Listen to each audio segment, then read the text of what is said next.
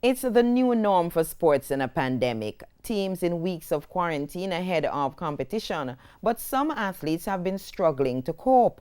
However, the West Indies coaching staff is reporting that there are no mental issues for members of the team in New Zealand as they inch closer to the end of their quarantine period ahead of their T20 and the Test series against the hosts. Renardo Brown reports. With no positive results in their first two rounds of COVID-19 tests, members of the West Indies squad in New Zealand are inching closer to full team integration ahead of the start of the T20 series. According to head coach Phil Simmons, the experience of a similar quarantine period in England is a plus for the players. I don't think just in quarantine hindered anyone.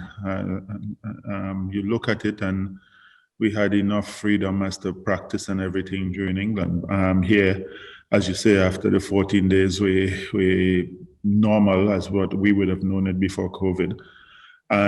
But it doesn't change how we train. It won't change how we practice.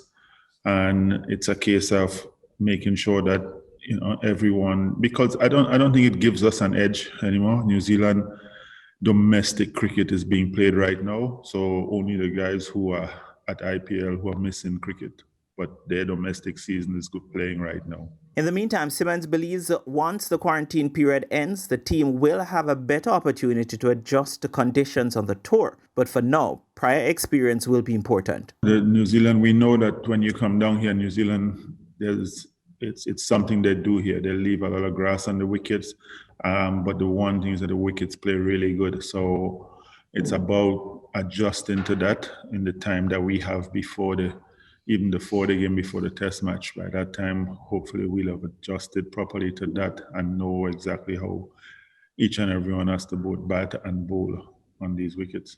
And the Windies head coach also believes the return of Darren Bravo and Shimron Hetmar to the test squad can only be beneficial to the team. When you have competition for places, then people have to perform to hold on to their places.